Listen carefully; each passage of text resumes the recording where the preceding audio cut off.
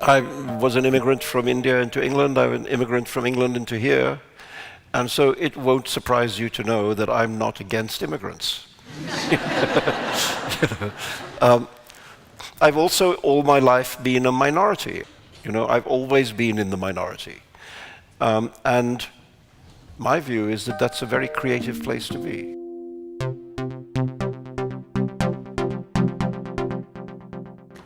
And so now, I am delighted to introduce tonight's speakers.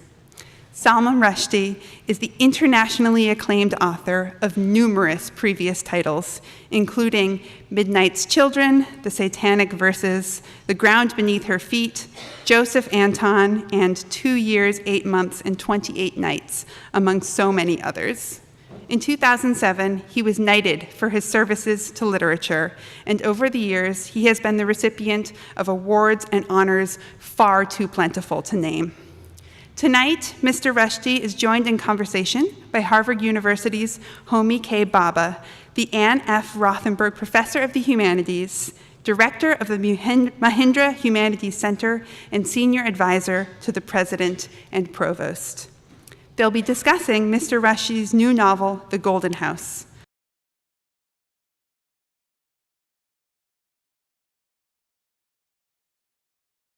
So Salman, it's wonderful to see you in church again. And church, of course, is a place where various virtual presences float around. And so we say hello to our virtual audience. You're with us in spirit. Thank you for being there. I thought maybe we could start today with a brief reading. Okay.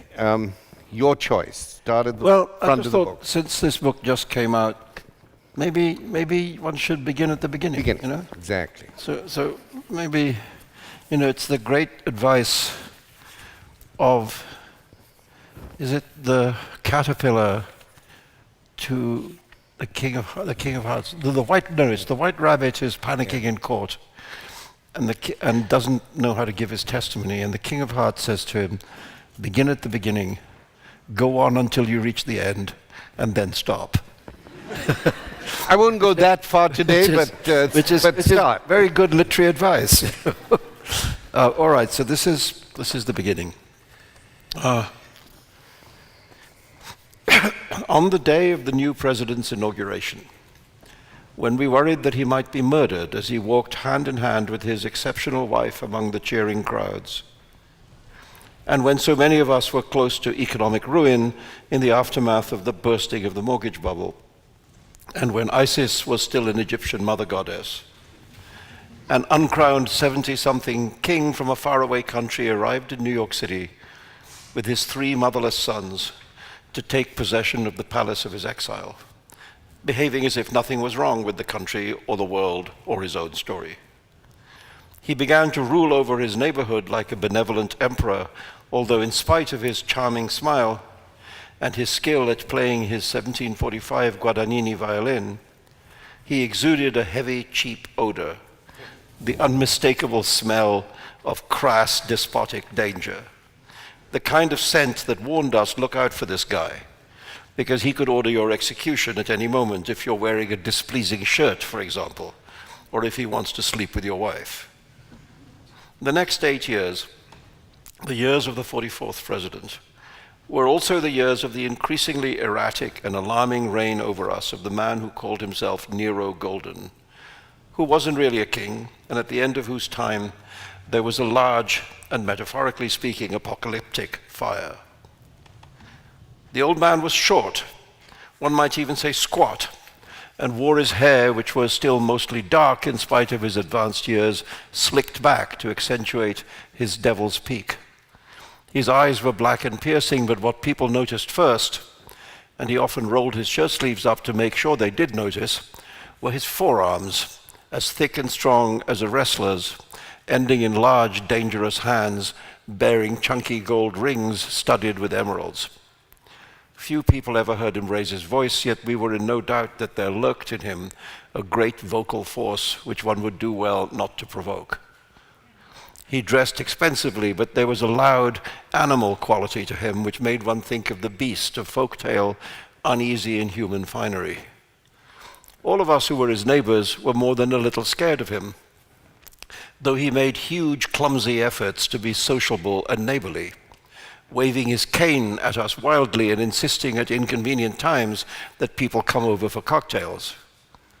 He leaned forward when standing or walking, as if struggling constantly against a strong wind only he could feel, bent a little from the waist, but not too much. This was a powerful man. No, more than that, a man deeply in love with the idea of himself as powerful. The purpose of the cane seemed more decorative and expressive than functional. When he walked to the gardens, he gave every impression of trying to be our friend. Frequently, he stretched out a hand to pat our dogs or ruffle our children's hair, but children and dogs recoiled from his touch.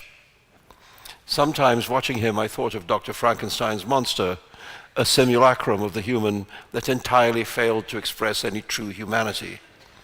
His skin was brown leather, and his smile glittered with golden fillings. His was a raucous and not entirely civil presence, but he was immensely rich, and so, of course, he was accepted. But in our downtown community of artists, musicians, and writers, he was not on the whole popular. We should have guessed that a man who took the name of the last of the Julio-Claudian monarchs of Rome and then installed himself in a domus aurea was publicly acknowledging his own madness, wrongdoing, megalomania, and forthcoming doom, and also laughing in the face of all that such a man was flinging down a glove at the feet of destiny and snapping his fingers under death's approaching nose, crying, "Yes, compare me, if you will, to that monster who doused Christians in oil and set them alight to provide illumination in his garden at night, who played the lyre while Rome burned." There actually weren't any fiddles back then. "Yes, I christen myself Nero of Caesar's house, last of that bloody line, and make of it what you will. Me, I just like the name." Stop there. Salman. Thanks.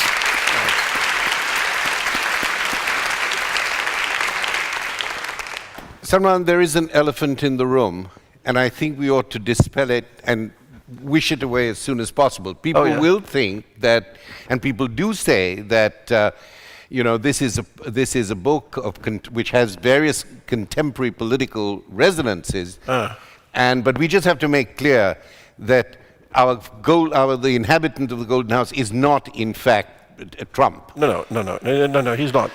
No, he's not. He's much more interesting. Yeah. I mean, for a start, as becomes clear quite early on, this is a man who has arrived in New York City with his 3 adult sons, completely falsifying his identity, trying to erase his past, and his sons too, taking on new names of this kind of incredibly pretentious type, naming themselves after Roman emperors, trying to erase the world they've come from, never speaking of the country from which they came, or saying why they're doing that. But it becomes clear to the reader quite soon because I tell you. that the country they've come from is India, and the city they've come from is Bombay, and that they've left in the aftermath of the terrorist attacks in 2008, which attacked, amongst other things, the Taj Hotel, in which attacks two of the boys' mother was killed. So that's a part of the backstory. There's more backstory that you don't find out till later, but that much you find out. I don't think we should give all the backstory away. No, but that's it. But that's in like chapter 2, so it's all right. Right. And so his origin has nothing to do with a certain well-known real estate developer. Right. Although in fact he's in the real estate business. Yeah, exactly. He is. But then I know lots of, as you do, lots of wealthy people in Bombay who are in the real estate business. That's true. Because the real estate business is big business in Bombay. And you, of course, make it very distinctive, because here you say he slicked his hair back with the widow's peak, whereas the other gentleman we are speaking about, or the other non-gentleman, Yes, has that kind of sugar-spun Yes, he has souffle that never seems to, full of his own bees in his bonnet. Well, he has a different relationship with his hair. Exactly. So let me ask you something. Even the passage you've just read us, when we read your work, I like to say you write with your eyes. You write with your eyes. The world has this incredible exuberance of spectacle which comes through the novel. And I wanted to ask you, what happened when you were deprived of this endless interaction with the world that you have, with the smallest things and the biggest things, the years in which you were not free to have that? Did it intensify that? No, but I wasn't blind. No. I just was seeing different things. No, but you were restricted, whereas your books travel all over the place. Salman, there's a difference. There's sort of a difference. But I was seeing interesting things. They just weren't the interesting things I was expecting to see. But no, I think the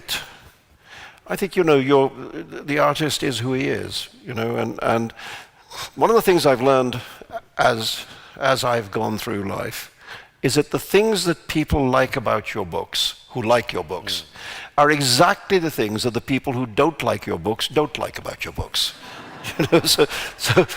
So the people who like my books say, as you do kindly, that talk about their visual quality, and the people who don't like my books, in a negative way, say that they're too pictorial. Yeah.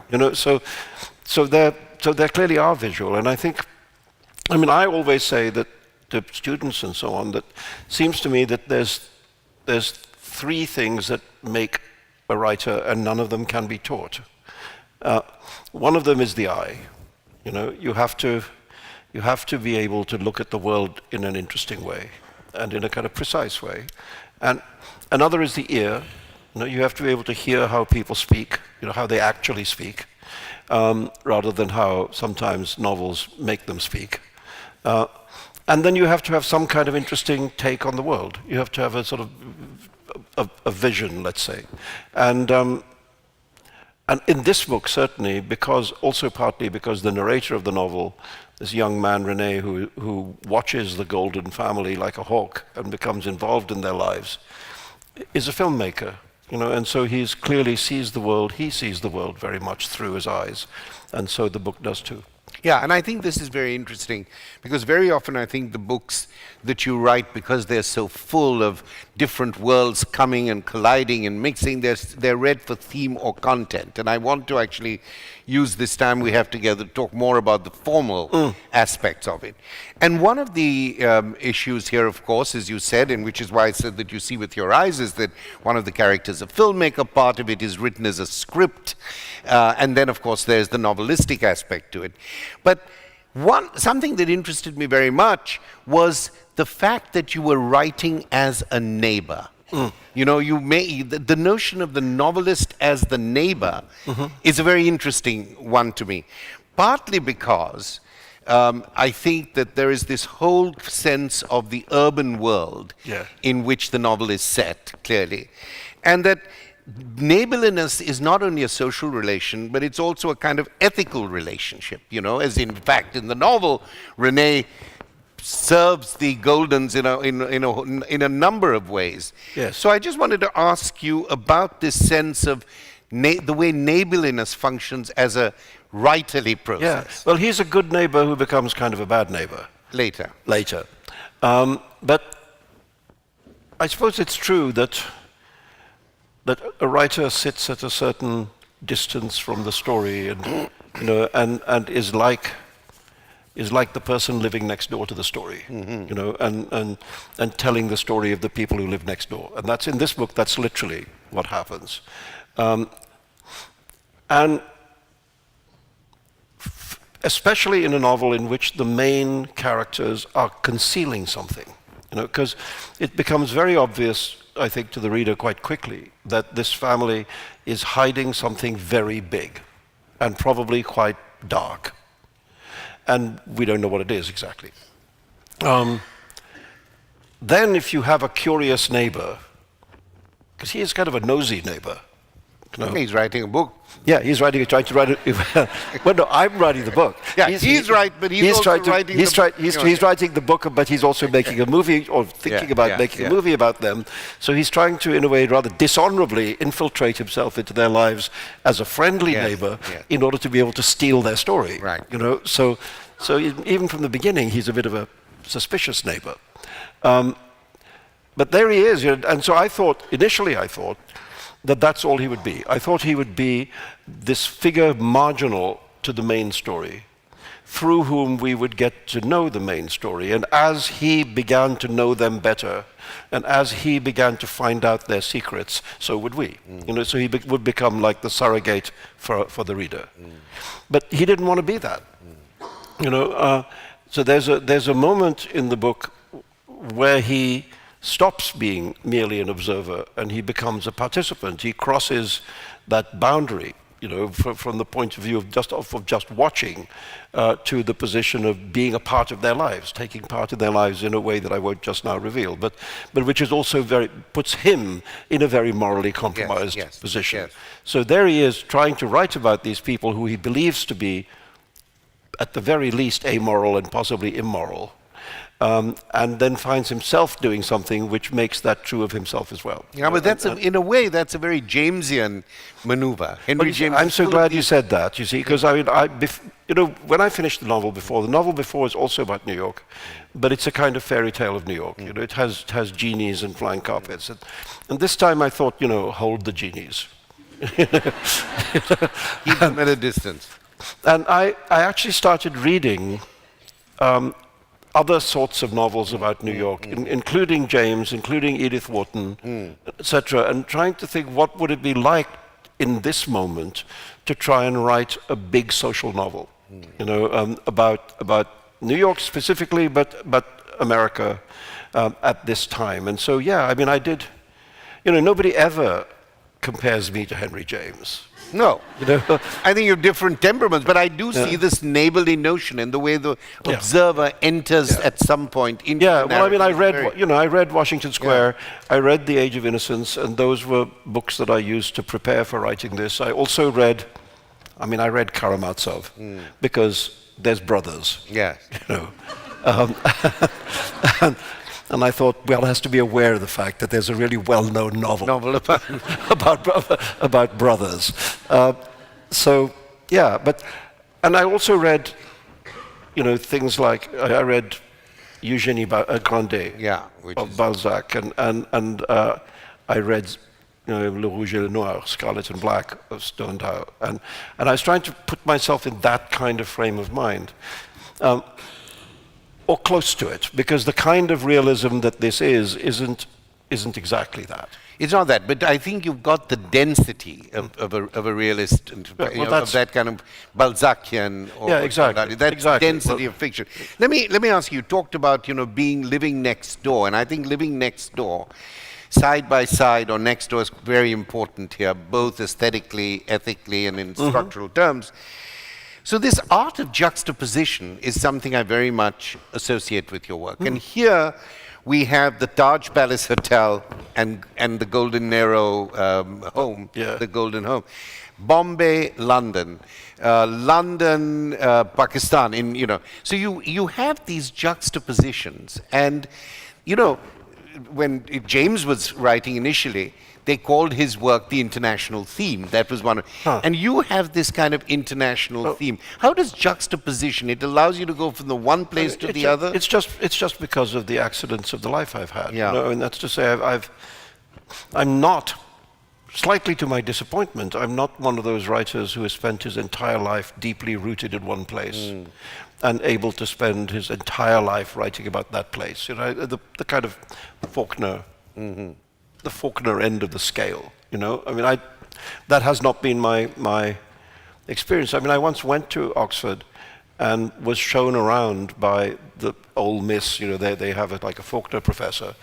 And it was extraordinary. We would walk around and he would say, you know, there's the fence where the idiot child would stand, and there's the lawyer's office in Intruder in the Dust. And this idea that all these novels were grouped around this very small town, you know, and I thought, well, I can't do that. But what I have been able to do, because I've kind of bounced around a lot, is begin to see how things are like other things. Begin to see how Bombay is like New York, etc. So to begin to make those connections, and I think that we live in this world in which everything connects to everything else. We don't live in that Jane Austen world where she can entirely describe the lives of her characters without mentioning the Napoleonic Wars, which are happening at the same time. Pride and Prejudice is written in 1812, and yet there's something else happening in 1812 that she doesn't feel it necessary to write about because it doesn't affect the lives of her characters. Now, we don't live in those sealed off communities, we live in worlds that collide with each other all the time. And so yeah, this is, one way of saying this is it's a tale of two cities. That there's that much of the novel is in one city, which is New York, but a lot of the serious import of the novel comes out of this hidden story, this hidden story in another city, which eventually emerges. But Salman, it's interesting that even Faulkner, although he based him, he lived there, the whole world of having to make a myth of that area turns it into something which has a kind of mythical realism, if you like. Yes. So let me just turn there to the phrase you use to describe your own work here. In this book, you say it's operatic realism. And I actually like that phrase because it's so different from the usual label of magical realism that is stuck on, pinned onto you. Well, the point about realism is that it's a very broad church. But, if at the one end of it you have Raymond Carver, let's say, then at the other end of it you have the high modernists, you have Joyce and Proust. It's all realism, but these are very, very different kinds of writing. And so then I was thinking, where do I fit into all this? And yes, exactly what you say about Faulkner, which is to start with your deep roots in the real, but to in some way transmute it, until it has a kind of mythical quality. And so the fact that these characters constantly compare themselves to the Greeks and Romans is not accidental. Well, this was exactly where I was going to get to, so let me get there. In the sense that in making the myths, you make myths in very different ways. I think making the neighbor is a kind of myth-making of the urban, dense life that we live. But in this book, there are three mythic centers, I think, or three mythic frames. One is the Greek and Roman, the classical myths that they're used as forms of nomination, self-recognition, illusion, disillusion, and so on. Then there is the history of cinema that continually gives another referential layer, so you are always looking at America or at lovers or whatever through a reference to a cinema. Not always, but the cinema is a great mythic a part of your vision. But then there is Bombay, which is a very mobile, elastic myth. In most of your books, there's a way in which you mythicize and re-mythicize Bombay. It becomes... So I was just very interested in those three ways of thinking about the myth of your own fiction. Well, that's so interesting, because I've never thought about it exactly like that, but you're right. Well, the classical, the Western myths, are just... that's the most obvious of it, that if you have these people who want to be, they have rather a grand opinion of themselves, and their naming of themselves is an expression of their grandeur, even though in many cases they don't have much to be grand about. But also it connects the kind of story this is to the kinds of stories that those were, and one of the essentials of Greek tragedy is that you know what's going to happen. That's to say, from the beginning, you know that some terrible thing is going to happen to these people. There's this express train bearing down on them, it is going to smash into them, and then it does. And that foreboding and anticipation, is a lot of the quality of the Greek tragedy. And so also in this book, I wanted the book to have that quality, that you know that there's a, to put it bluntly, there's a skeleton in the cupboard, at least one, if not an entire Walking Dead of skeletons in the cupboard, and that at some point, you know, winter is coming. Yeah. And actually, you know, I picked this up. You do this very well, because there's this foreboding and foreclosure. So it closes the future off from the present and says it's going to happen. Yeah. And that's actually very much in the rhetoric of the book. Almost every page has some such element. Kind of either foreshadowing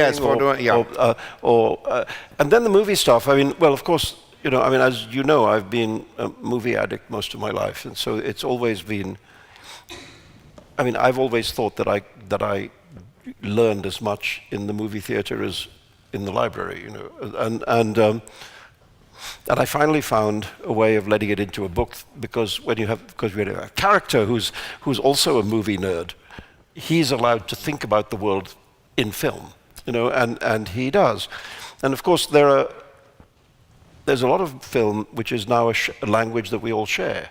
You know, that we could make a reference and everyone who reads the book will get the reference. Again, unlike what used to be the case, it used to be the case with classical mythology, that you could, you know, 200 years ago, a writer could refer to, you know, the shirt of Nessus, or the Medusa, or whatever, and have a pretty clear expectation that his readers would know what he's talking about. Now we don't necessarily have that shared experience, but we do have it in things like film and popular music also. So there are things which we all share. And so, given, for example, that one of the things that happens in this novel is there's a certain number of gangsters in this novel, it's not rocket science to refer to The Godfather, you know, I mean, because The Godfather is obviously there, and also because in Bombay, many films like The Godfather are made about the Indian mafia. Yeah. You know?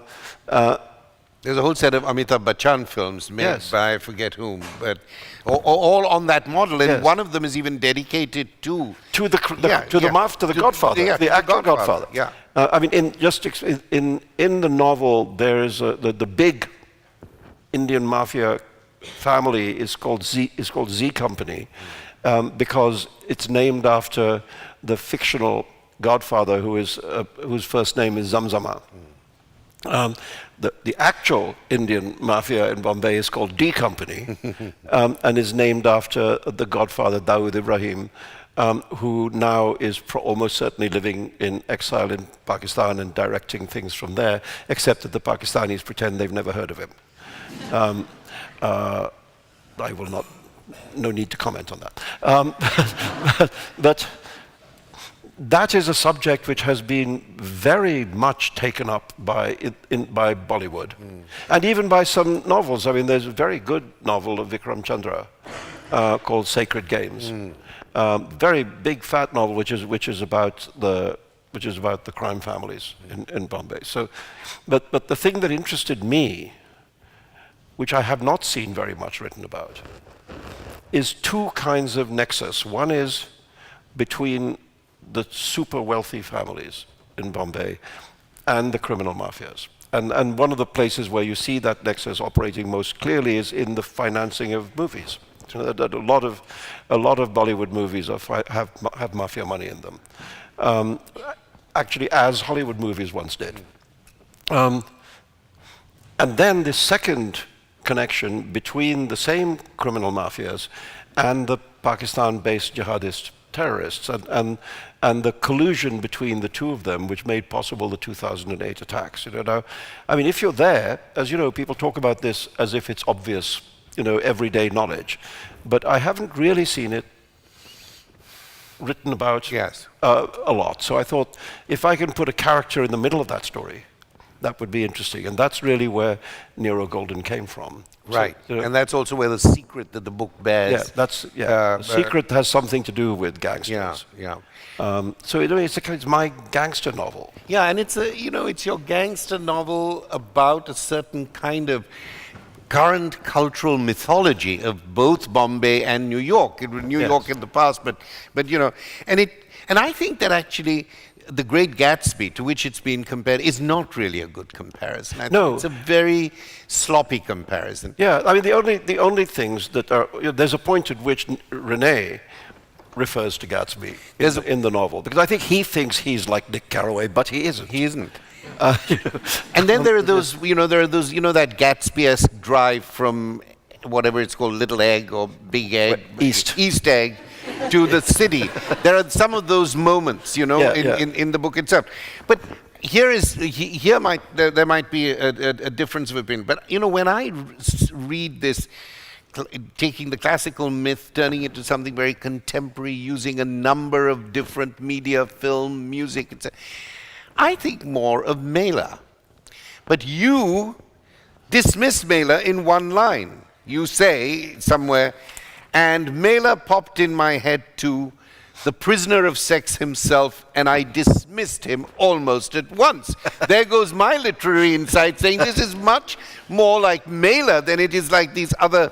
And Mela, I think, is, in my view, underestimated. I'm a great Mela fan. I think. Well, I'm happy to hear it. He's got courage, and he's. I have this, the story about his fight with Gore Vidal, where he, at somebody's house for dinner, where he punched Gore Vidal, and who fell to the floor, and from the floor said, "Words failed Norman Mailer once again." Well, I don't think a failure of words is Mailer's problem. I mean, maybe there is a kind of, a diarrhea of words. I mean, what I like about Mailer is his nonfiction. Yeah, me too. I think his finest book is The Executioner's Song. Yeah. And actually, I've been teaching Armies of the Night, and it's very interesting how students respond to it. I like Armies of the Night. Yeah. Armies of the Night and the other one, Miami and the Siege of Chicago. They're very interesting books, and he portrays himself as an asshole. He creates a Mailer who is a jerk. That's right. And he does it quite deliberately. And yet, some of my students who read the book said, "Yeah, but he is a jerk." No, he's a jerk.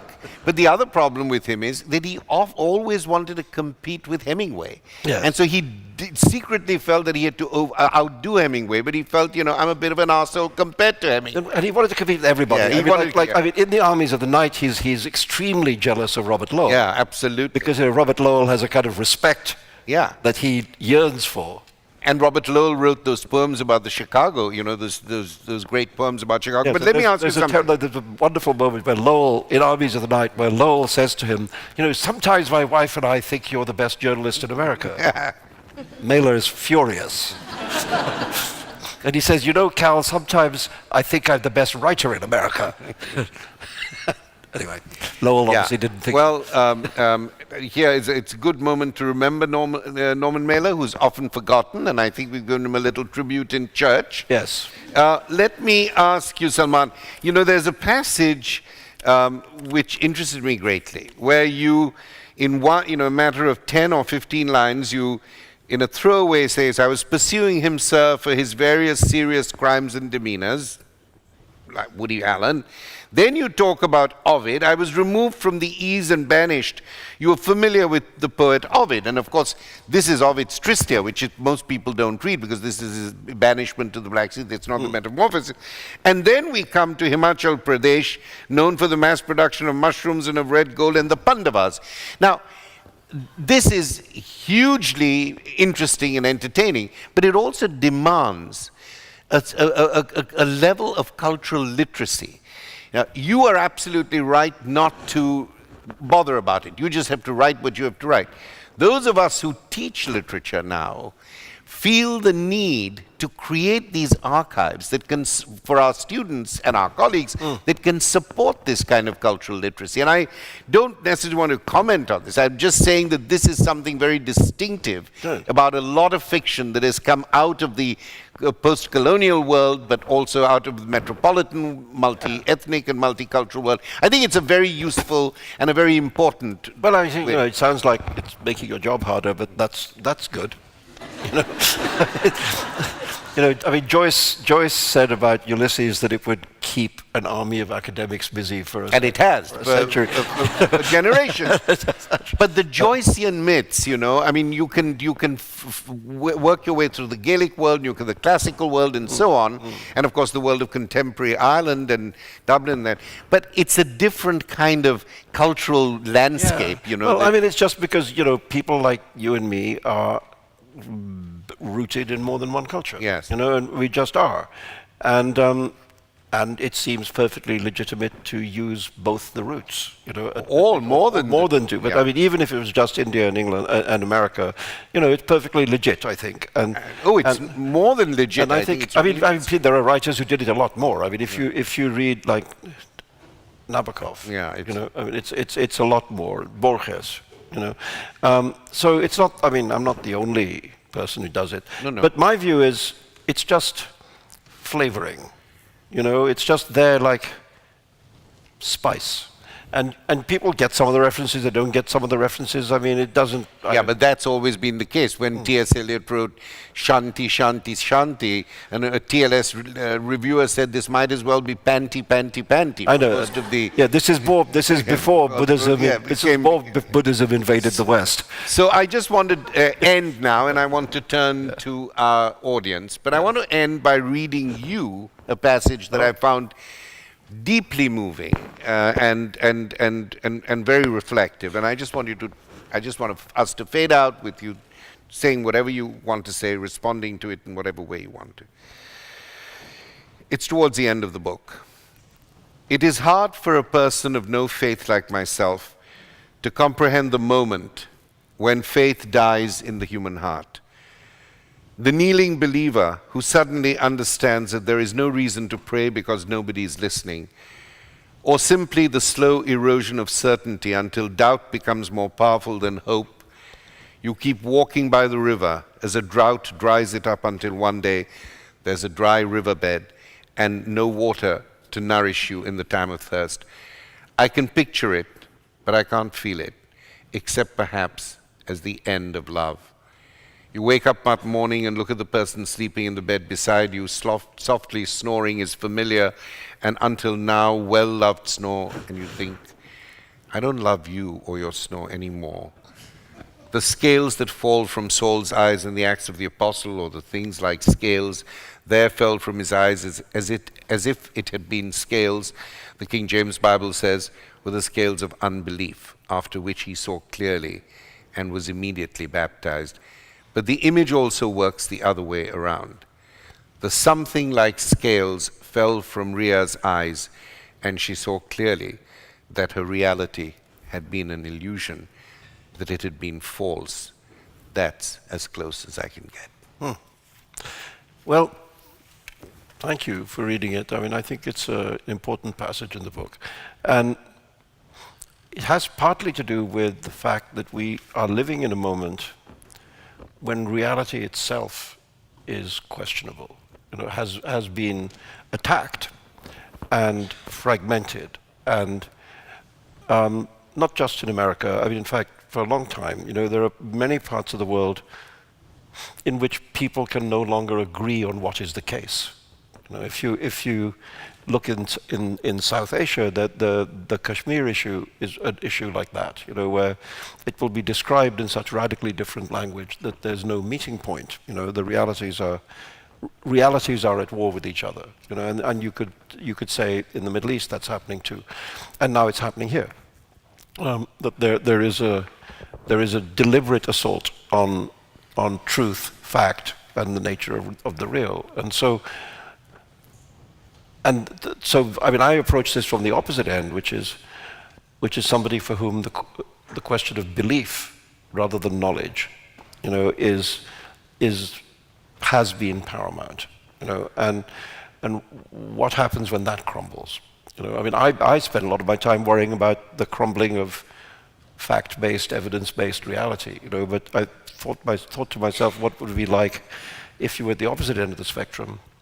And it was your belief system that was crumbling, you know, and that's I mean, it's an existential crisis, you know, and it's one that Ria, the character in the book that you read about,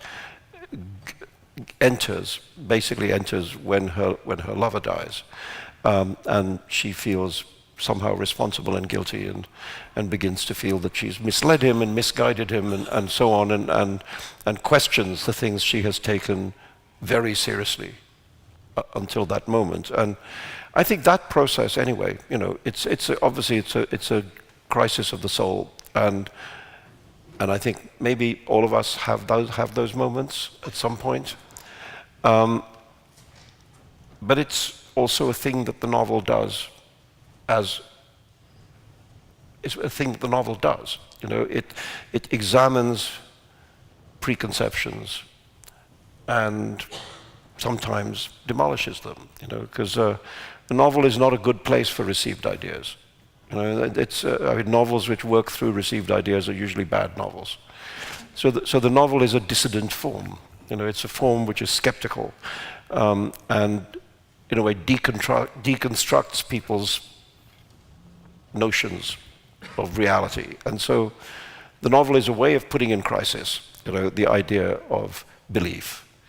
And there are moments when I've done that when people didn't like it.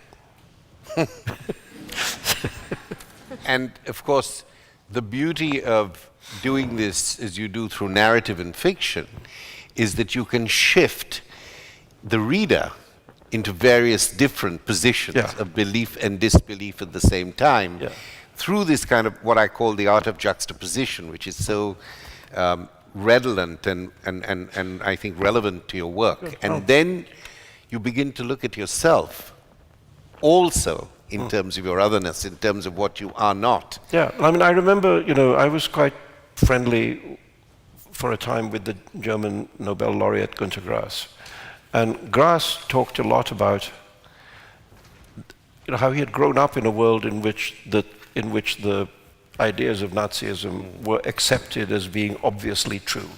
And he grew up in that world. And therefore, if it's your parents and your parents' friends and your neighborhood and that's what everybody thinks, you don't question it. And he said that for him, the great moment was after the end of the war, the surrender. He was in an American internment camp for a while, in which he discovered not only that everything he had thought was wrong, but that it was also evil, and that he had to, as it were, throw away his entire picture of the world, and try and construct another one. And for him, the way he, as an artist, responded to that was to say that he could no longer have a certainty about anything, and that the only position he could occupy was one of uncertainty, of doubt, and that became his way of looking at the world. This book, Salman, makes us precisely neighbors to our own doubt, neighbors to our reflection, and neighbors to ourselves. Thank you very much. Thank you.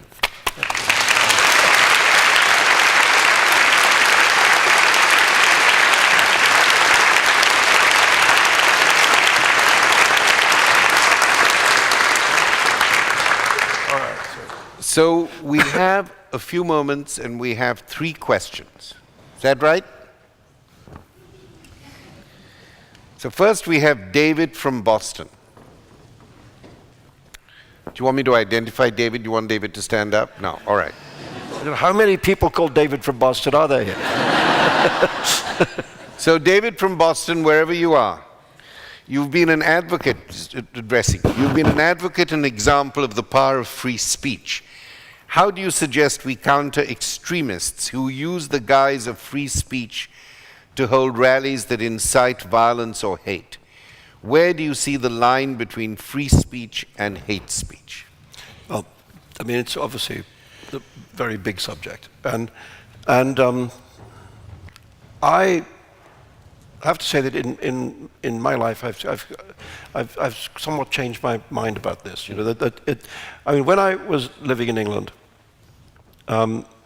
there's a thing in the UK called the Race Relations Act, and the Race Relations Act makes it illegal to say racist things. It means that you can be arrested and prosecuted and sent to jail.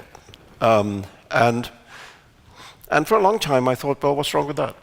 I don't have a problem with that. And that was the way I thought when I came to live in America in the year 2000 and began then to think very seriously about the fact that the First Amendment draws the line in a different place.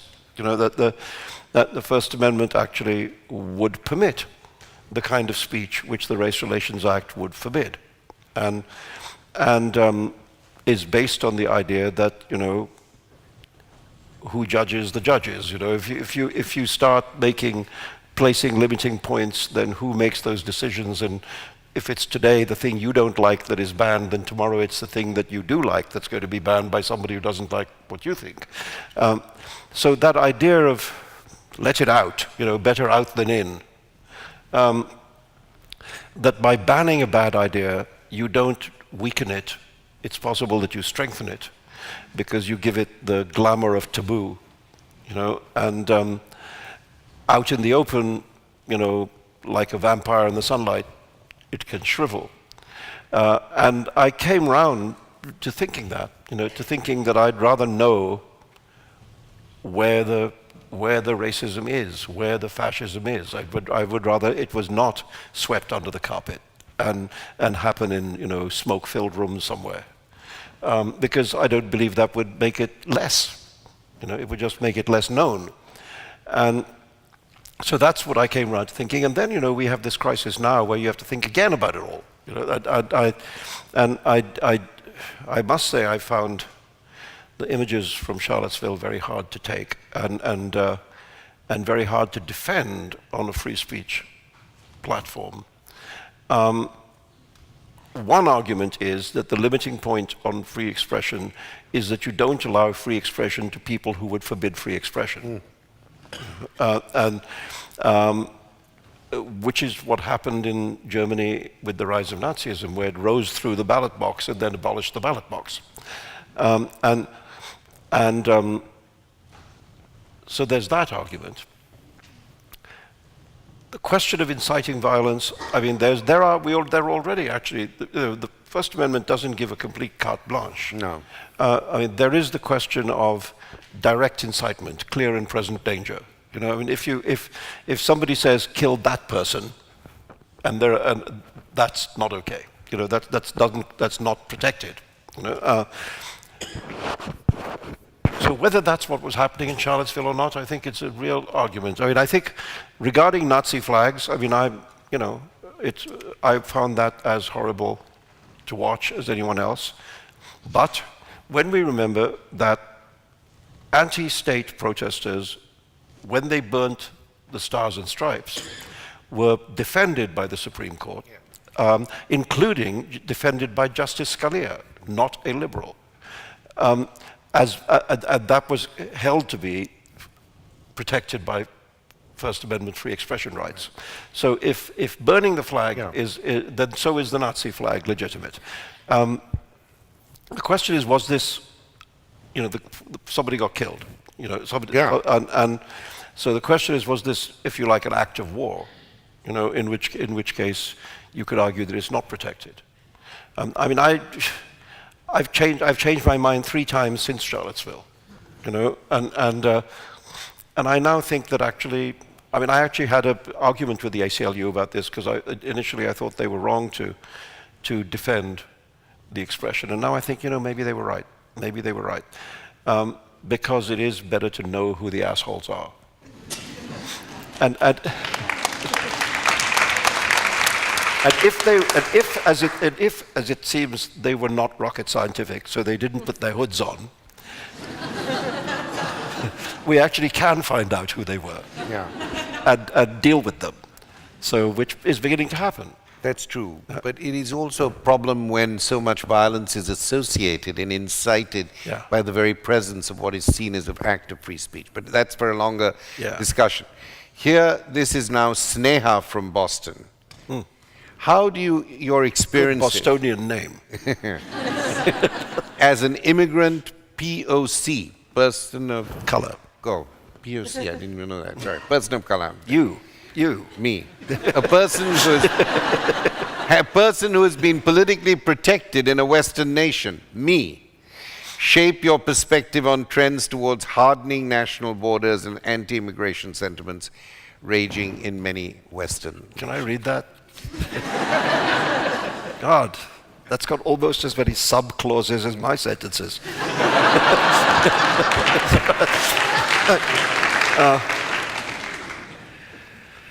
Well, look, I mean, I'm an immigrant. You know, I spent most of my life being an immigrant. I was an immigrant from India into England. I was an immigrant from England into here. And so it won't surprise you to know that I'm not against immigrants. I've also all my life been a minority. I was a member of, I mean, my family was very secular, but it was an Indian Muslim family in a majority Hindu country. And then I was a member of a kind of, you know, South Asian minority in England. And now, you know, here. So I have no sense of what it is to be a majority in the majority. You know, I've always been in the minority. And my view is that that's a very creative place to be. You know, one of the things I really am enjoying about American literature in this generation much younger than myself is the way in which it's being enriched by immigrant writers from everywhere.